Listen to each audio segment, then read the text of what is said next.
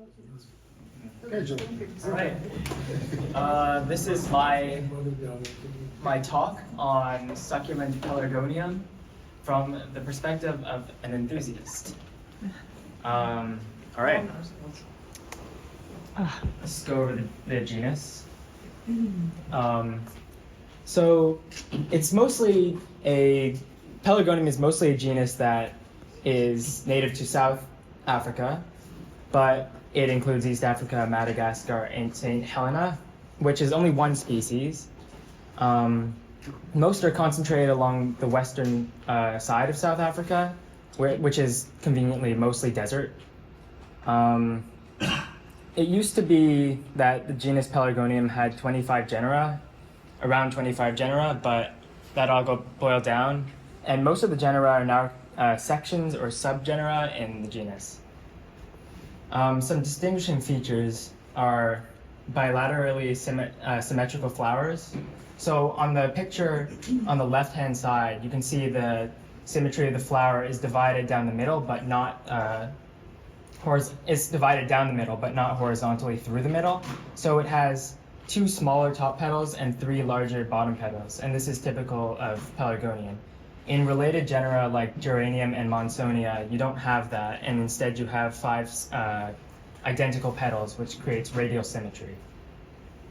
Another thing that you see typically in the genus Pelargonium, and also in Geranium and Monsonia, is the dehiscent schizocarp, which is basically the ovary. And what happens is, you can see on the right-hand picture, this is a seed pod that I had of Pelargonium ochroleukum from last year.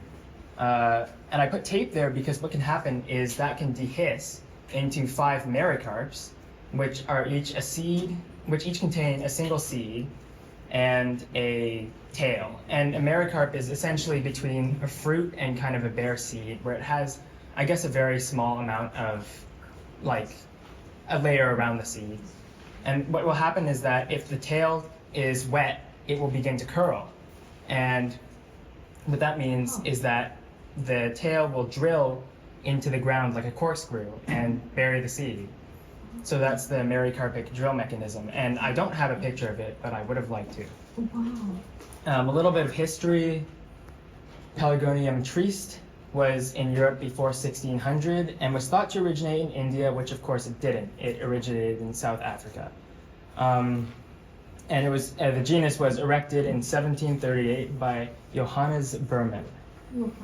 I won't really be talking about the history at all after this because I don't know very much of it. And I don't think that it's terribly important to be interested in these plants. The family Geraniaceae has 1, 2, 3, 4, 5, 6 genera. And Monsonia and Pelargonium are of interest to us, and I'll be going over Pelargonium. And to the right is a number of species of each. So Geranium is the only one that has more genera than Pelargonium. Very species-rich family. I'm going to talk about the sections, which are ranked below the level of subgenus, if you're looking at trying to figure out where the plants belong. So I guess section isn't really a classification that we see terribly often, but it's very important in classifying Pelargonium. The first section is, also I should note that I'm only going to be going over the succulent sections, or those that contain succulents, mostly succulents. This is section Otidia. It contains most of our familiar Pachycaulus species. So if you think of a succulent Pelargonium, this is typically what you will envision. If any of you have heard of Pelargonium carnosum, that's where this belongs. There's a description here, which I will not read, but basically they tend to have thickened stems and fleshy leaves that are deeply lobed, or shallowly lobed, but mostly deeply lobed. The picture on the right is Pelargonium af dasycaule, which is not really I'm not really sure what it is, but there's one called Dasyphyllum that looks similar, but it's not that. And AFF means that it is similar to the plant known as Dasycaule, but is not that plant. Here are some species in that section. Some of you may recognize some, like Pelargonium carnosum, Crythmifolium, Pachypodium, and Klinghardt tenzi. Forgive my pronunciation. This is the next section, section Hoaria, which is mostly geophytic, and so would not probably be of that much interest to succulent collectors, but for those who enjoy most other xerophytes, this would be pretty interesting. Generally, the tuber is not so exaggerated in size, but once in a while you can get some that form kind of something of a caudex. On the right, we have Pelargonium maniliforme, which is named for the structure of the tuber, which is kind of has a habit of producing kind of a chain of smaller tubers that can be divided up. The geophytes in this section tend to go completely dormant in the summer months and will lose their will lose everything except for the root, and there will be nothing left above the soil, like a bulb essentially. Here are some familiar species, which probably will not be terribly familiar to most of you, but maybe Oritum. If you're like an alpine gardener, you might recognize Oritum. Otherwise, like, not really, but they are beautiful. This is section Ligularia, which has a few succulent species like Pelargonium hystrix and Pelargonium appendiculatum. They tend to be perennials with erect or decumbent or procumbent subshrubs, which doesn't mean anything. Basically, they all look different. However, the ones that are succulent tend to have a swollen central stem, and the leaves are not very succulent. And they are not very large plants. They tend to form clumps and very low stems if they do form a stem. On the right is Pelargonium hystrix, which is a personal favorite. And here are 4 species which may be familiar. Appendiculatum is one of the most popular in the entire genus, and hystrix is, a favorite, but Crescipes and Torulosum are probably not at all familiar, because I have barely ever heard of Torulosum. Polyactium has the biggest kind of codexes in the genus. They're deciduous geophytes like Hoaria, but they tend to have larger leaves and a larger kind of tuber. They're bigger plants in general. They have very distinguishing inflorescences, which have few flowers, but they are tall and large flowered. You get kind of a lot of plants that have very, very divided leaves, but extremely large tubers. So if you want to grow a caudiciform, this is about as close as you'll get, with a few exceptions. On the right is Pelargonium triste, which is the best species, obviously. And these are the 3 species that I think are interesting, although remember that there are definitely more that exist. Lobatum, pulverulentum, and triste. This is section Corticina, which has the Pachycaulus and more Pachycaulus species that come from very, very dry places.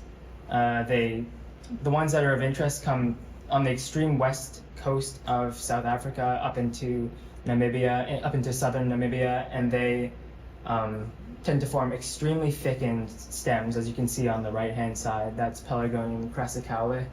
which has one of the nicest branching structures in the entire genus, and the leaves are indeed quite silvery. The plants tend to be kind of mid-sized shrubs, but they tend to branch very, very enthusiastically, which is attractive, and they do actually have very succulent stems. All right. These are the species of interest: Cortusifolium crassicale, which is synonymous with Mirabile and Mirandis, which there was some confusion about, but actually they're basically the same. The difference lies in the branching patterns, and there's a theory that they're probably just ecotypes that come from different places that have different amounts of wind and, I guess, aridity. The ones that are growing closer to the coast have have extremely thick branches, and the ones that grow further inland are thinner because they don't need to be so succulent because of the wind. And the last species is Pelargonium xerophyton, which is a personal favorite, which I have a picture of later on. And then there's a few succulent odds and ends that don't belong to the above sections, like Pelargonium cotyledonus. Those include Pelargonium antidysentericum, which actually forms what I'd call a caudex, which is exposed at soil level. It's a thickened root. I don't have a picture of it, but it's extremely interesting. Pelargonium barclay, which you will see later, Boronense, which is from Ethiopia, Cotyledonus, which is the only species from St. Helena, and Tetragonum, which is kind of an atypical stem succulent. It forms quadrangular stems, which means that they have 4 sides and very, very small leaves. I do not have a picture. I wish I did. Another thing with Pelargonium is that there's a lot of confusion, as you might already be able to tell, between species, sections, and subspecies. Here's a case study. Well, actually, first I might as well say that the thing that makes Pelargoniums extremely confusing is that they tend to hybridize freely in nature. They can look very, very different depending on how you grow them in cultivation and how they exist in habitat. So they have ecotypes, but also if you water it a lot, it will grow and look totally different than if you don't. Okay, so here's a case study, Pelargonium parviflorum. Here's the description. It's highly succulent to almost non-succulent. It's up to 15 centimeters, but it is usually smaller. Stems can be long and thick or dwarf and thin. The bark can be green, smooth, microscopically pubescent. They can be moderately to highly succulent. They can have moderately to highly succulent leaves, and the rootstock is simple. But it can also consist of small connected tubers or a single thick root. So you can see how there's basically a million different ways that it can exist, and it can have different combinations of these kind of traits. So that makes it very confusing for folks who are studying the genus. On the right, you can see some synonyms of parviflorum: brevipetalum, Eberlandsii, obturbis, and rotundipetalum. And then we have subspecies: parviflorum, rotundipetalum, tuberculum, and caraspergense. And there's an asterisk or a star on the brevipetalum, which links down to a note that I made that doesn't exist here, so that's unfortunate. So here's an example of what can be so confusing. On the left is Parviflorum, subspecies Parviflorum from Alexander Bay, South Africa. This is very dwarfed and it has very large branches, so it could probably be considered a pachycol. On the right is Pelargonium parviflorum from Namaqua, Northern Cape, which is also in South Africa. It looks entirely different. And also, it's a much younger plant. And when they're young, they tend to form a spherical root, or I'm going to call it a caudex. I guess that's technically not the right term, but I'm going to call it that. But they'll form this caudex that is very much rounded, and they won't branch for a long time. They'll just produce leaves year after year after year, and eventually they may turn into something that looks more like on the left. But even on the left, you can see the leaves look entirely different too. They are not as deeply lobed and a totally different color. So, I mean, you would be forgiven if you mistook them for entirely different species or even genera. Okay, I'm going to go through some species. This is Pelargonium alternans. The two plants on the left are mine. The one on the right is an observation on iNaturalist from McGregor from the Western Cape of South Africa. It's a nice species. I should note that they tend to smell really nice, and this is not an exception. Most geraniums and pelargonium, or most garden geraniums, which are actually pelargoniums, tend to smell quite nice, as you may know.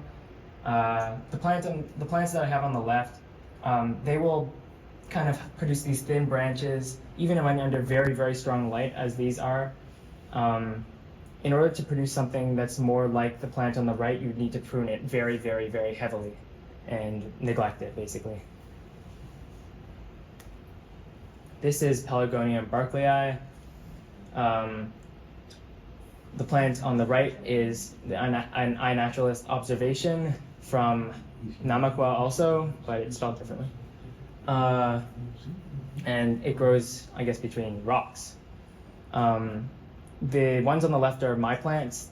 The one that's in the center that has the leaves is a seedling that I grew this year, whereas the pictures that have the flowers are plants that I sowed like a few years ago. The flowers are really nice and quite large for the genus, although they aren't produced in a very large panicle. They come on this very, very long peduncle or flower stalk, which moves the whole plant when you pick it up. So don't pick it up. This is Pelargonium cotyledonous, a very desirable plant in my opinion.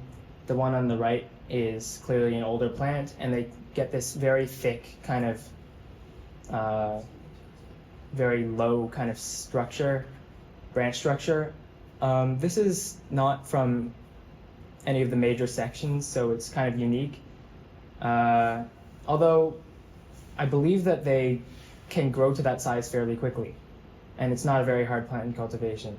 The ones that I have, the picture on the left those are both my seedlings from this year, and they haven't really presented any problems thus far. Just keep them growing, I guess. This is Pelargonium crypthifolium. On the bottom right, we have an observation from Prince Albert in the Western Cape of South Africa, which is very, very nice looking.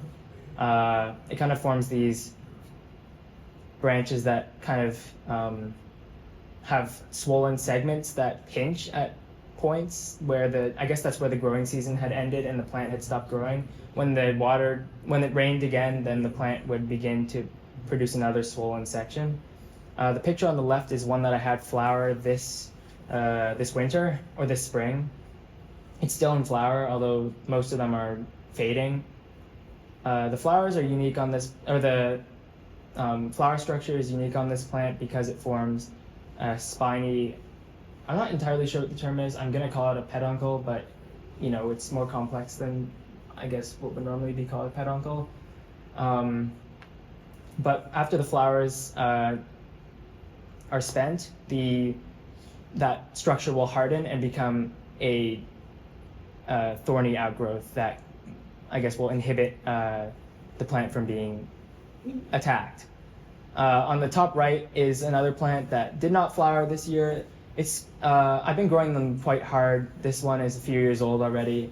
I think it looks pretty nice, but it doesn't grow very fast. We'll talk about cultivation later. This is Pelargonium carnosum, which is maybe the most famous species in the genus. There's kind of two distinct subspecies that I know of.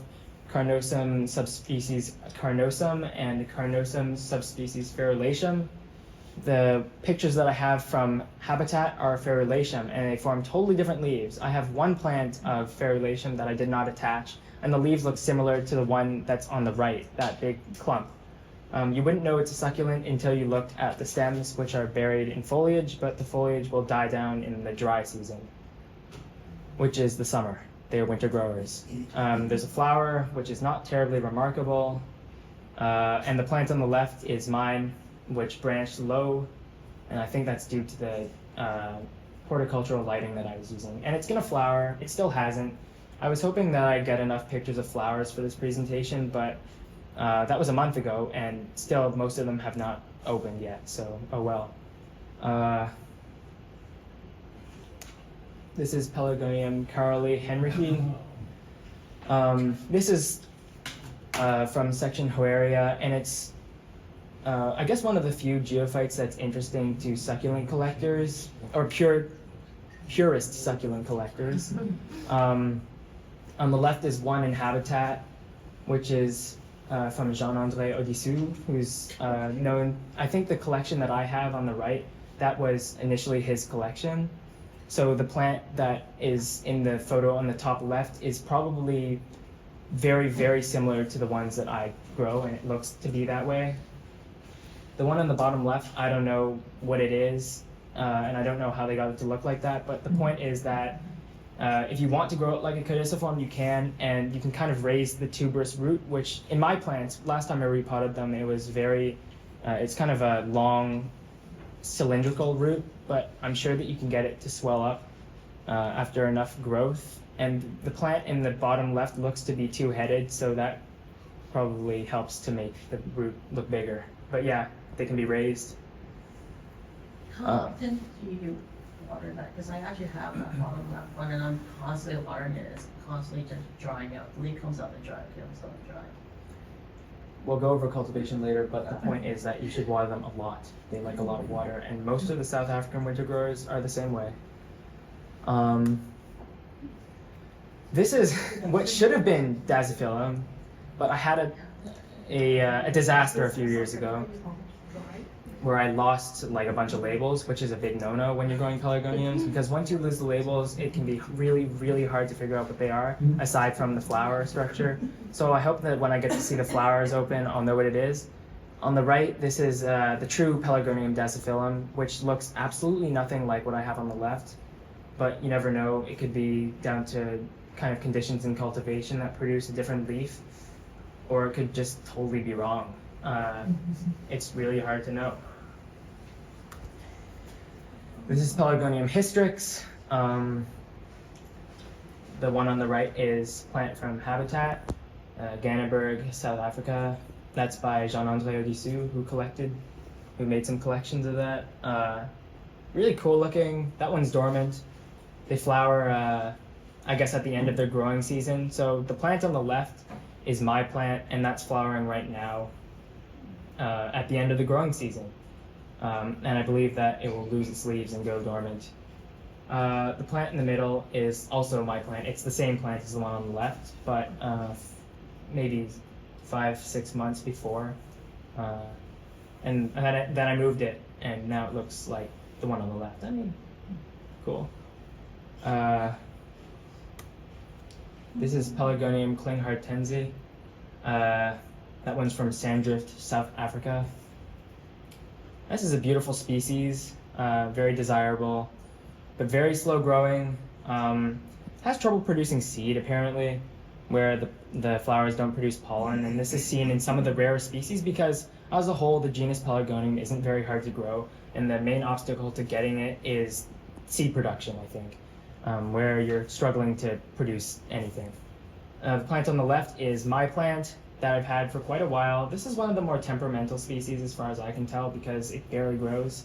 I know that I repotted one of them out of curiosity, and it had like a really, really, really big root underneath, so that's probably what it's trying to develop. But those two little leaves have been there for like months, and it just kind of sits there, but I'm hoping that something will happen eventually. This is Pelargonium laxum. The flower on the top right is mine, that is opening right now. One of the nicer flowers, I think. And the bottom right plant is also, it's the same plant. You can see the peduncle going up past the border of the photo. Its leaves are pretty distinguishable because it forms these kind of, I don't know, indented, they have like very sharp edges, and you don't see that in many other species. Picture on the left is from northwest of Makanda, South Africa. That's in habitat. I guess it doesn't form very thick stems, but still nice species. This is Pelargonium pachypodium, which is the other species that I would say forms somewhat of a true caudex because it forms this large base at soil level, which is meant to protrude slightly. The one on the right is from Namakwa, Northern Cape, South Africa, a naturalist observation. You can't really see the root, but it is there. These are pretty small and cryptic plants that produce very thin above ground growth that isn't particularly remarkable, but the caudex grows very quickly and you can get multiple different shapes. Both of the plant, all the pictures on the left are my plants from seed. The bottom left one somehow got kind of an elongated caudex that has 3 main stalks, but the one above only has 1, and then it has a bunch of minor kind of branches coming out of it. So, I mean, you can get different shapes and it's kind of interesting. And the flower, this was one that flowered a few months after I sowed the seed, which was very fast, and it hasn't flowered again since. So I don't know what that's about, but it is a nice flower. Very purple. Very purple stamens. This is the infamous Pelargonium parviflorum that causes so much confusion. One on the right is Parviflorum subspecies rotundipetalum from Kubo's. I'm not sure how to say that, but that's from South Africa. And all 3 on the left are mine, obviously. The top right picture shows the enlarged base that you tend to get on these species, although it's not particularly big. I still think it's interesting, and it develops a bark. I'm expecting that in a few years, these plants will begin to form upright stems, but until then, it'll just be this base with annual leaves that come out. The plant below is a different subspecies, I think. I can't entirely remember, it's on a label. But as you can see, the plant on the right and the plant on the left, on the bottom left, are entirely different looking.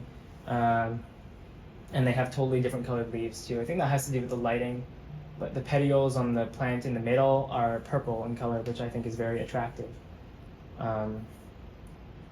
Also, probably important to understand that at the time that I took these photos, the plants were going dormant. So that's why you see a lot of dead and dying foliage. They're very untidy plants, and if you want them to look good, you can clean them up. But it's kind of natural to have a lot of dead things all over the place, so if you like that. This is again Pelargonium parviflorum, more different weird ones. The flower on the bottom right is Parviflorum, subspecies Parviflorum. That's not my photo, it's too high quality. That's from pelargonium.si, which I will link in the resources section. Top right is again plant from Namakwa, Northern Cape. To the left of the top right, so that one that shows the caudex. It's not a big caudex, but it's typical. It's very round, and it has 2 kind of very intensely indented leaves coming out of it. I think the colors are really nice on this plant. It looks like it's on fire, so I think that's nice. This is Pelargonium xerophyton. The plants from habitat are, I guess, off the C13, Richtersveld National Park, South Africa. This is one of the species that branches very profusely from section Corticina. The plants that I have are trying to go dormant, but I'm not letting them, so that's why they look weird.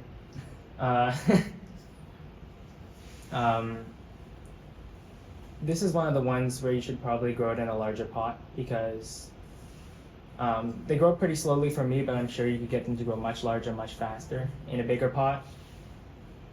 Is the only one that bites? Those are their mains. Those are petioles. They're mains of the leaf stalk, and they don't actually hurt at all. So you can just take them off. Some prefer to have them on, but I don't, because they're kind of scraggly. I'm going to talk a little bit about conservation. The genus Pelargonium has many new taxa and undescribed taxa in it. A lot of them are from the section Hoaria, so they're geophytes. like the ones that I listed, Geophyllum, which was described in 2024, and Invertum, which I'm not sure if it's been described yet, but it was very confusing. Basically, oh yeah, sorry. The one underneath is Elizabethae, which is in the section Poaria again, and it has a very large thickened root. I believe. Now that I think about it, I don't think it does. Never mind. But yes, these have been recently described, which is important to conserve them because typically these plants, and their many subspecies, varieties, and ecotypes grow in very limited localities in South Africa, and describing them helps to protect them, as well as listing them on the CITES convention, like Pelargonium triste and Crassicaule have been listed on that convention. I believe they're in Appendix 2, which means that they're at moderate risk of extinction. Something that really tends to impact them is climate change and drought.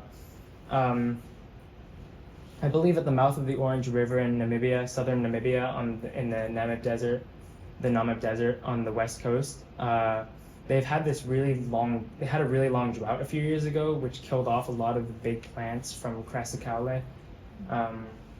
If you know about Crassicaule, I wish I had a picture. It's one of the most interesting species of the genus, and a lot of them were lost that way, a lot of the bigger plants. So climate change is a risk for the plants that are very adapted to extreme conditions, and when something changes slightly, they tend to die off. Proper identification is extremely important for obvious reasons. If you get material in cultivation that you know has wild provenance, you should probably make a really good note of where it comes from, because if you lose that, you're never going to get it again. And pelargoniums, they have a million different places where they come from.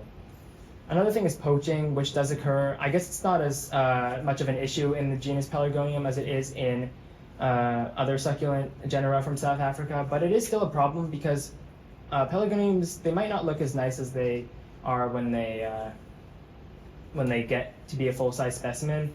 Yeah, a lot of the species like Crassicaule, triste, which has the big underground tuber, those take a really long time to develop and people will poach them. On the right, I attached a useful poster from the South African National Biodiversity Institute that talks about how to identify wild collected plants. It's something that's probably worth looking at. Basically, if you see a pelargonium that is really, really weathered and old and has a very smooth kind of a surface, it was probably poached. And if it doesn't have a lot of roots, just kind of good to go over.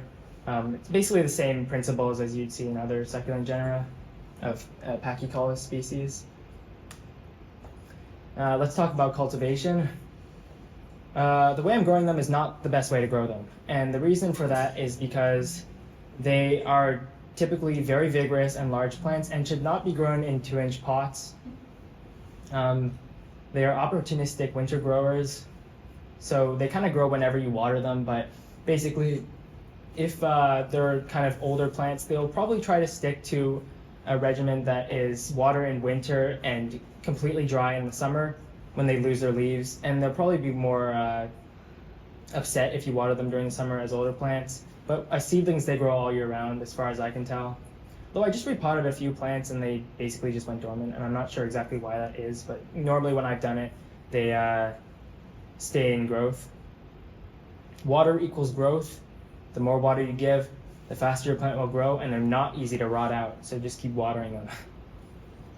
I'm talking mostly about the ones in section Otidia, which are the typical pachycols. The ones that are geophytic probably are a little bit more picky, but they all kind of grow in the same way. They love to be repotted, and sometimes the growth will kind of stagnate, and then when you repot it, after a few days, you'll see roots coming out of the bottom of the pot, and the plant will begin growing again. So that's something that is very important for having nice plants. Leaf shape and size are greatly affected by humidity, exposure, and ventilation, like really, really greatly. like the shape of the leaves, you might get a totally different looking leaf. I had a plant of rubiginosum, Pelargonium rubiginosum, which is a geophyte, kind of similar to Carolee henrici that we saw earlier. I grew it under a dome from seed, so for the first few months it grew very lushly, and it had these leaves that were very divided and very kind of indented, very green. And then I moved it out of the dome, and the entire plant basically died. Well, down to the ground. And then when I put it in a place that had airflow and wind and was a little bit harsher, it produced an entirely different leaf that was much smaller, less lobed, and a bluer color.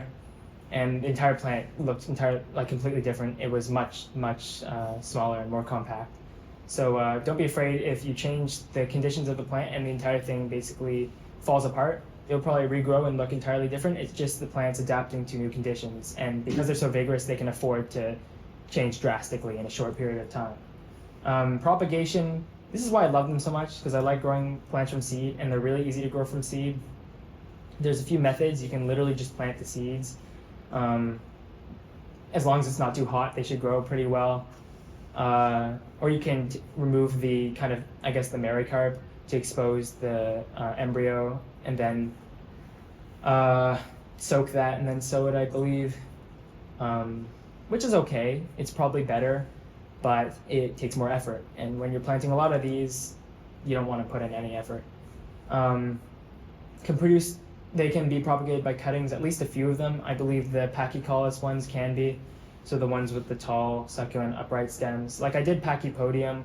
I took cuttings and I planted them, and it did produce kind of a small caudex, and I'm still growing them, and I'm going to see what it looks like. And you can also divide maniliform tubers, so they'll form these chains of tubers, and you can cut them between the tubers. This is mostly for the geophytic ones, and then replant the tubers, and apparently those will grow into new plants, but I have not had that experience. There are a few temperamental species, like Klinghardt tenzi. Ceratophyllum, I only was able to raise one plant, and then it just slowly died, and it kind of I still have it. It's like looks crappy. What else? Some of them are annoying to grow. Oh yeah, a few of the kind of subspecies can be tricky. I'm not really saying much, am I? Anyway. How many of different kinds you have? Too many. Too many? Yeah, I don't know, like a lot. This is an example of Pelargonium in two of my plants. The one on the left is hard growing. It kind of gets less water, more wind, and a very small pot for the size of the plant. It's not ideal, but you know, it's not a terrible looking plant. And on the right, that's what happens when you raise them easy. It doesn't have as much light, not as much wind, and a lot more water, and it's growing and branching extremely profusely. You can see in the leaf structure that it is. So, you know, they look really different. Here's another example. One on the left is crassipes. They're both crassipes. It's a comparison. One on the left was raised maybe 2 seasons ago. Didn't do a very good job, and I kind of neglected it. And then I, got more sun and wind, and that's what it looks like. And then the ones on the right, I did this season, and they look a lot nicer. So that's what happens when you baby them. If you want to produce something more lush, you can grow them easy. But if you want to make something kind of that lasts longer, you can grow them hard. So to sum it up, you should grow Pelargonium because there's a million different types. They all look different. Some are very succulent, some less so. Some are xerophytic, but not succulent at all. They're all interesting. They have beautiful flowers, interesting fruit because of that kind of hygrocastic action. They're for the most part, pretty easy to grow. And they have a good community surrounding them. A lot of career scientists are currently marking down and rearranging the species. Continues to be of interest to them. There are always new discoveries, and yeah, old ideas are reshuffled all the time. Here's some works cited and resources. This is the best thing if you want to get into pelargoniums. This page, it has my favorite websites and groups to learn more about them. All right, well, that's the end of my presentation. Thank you. Thank you.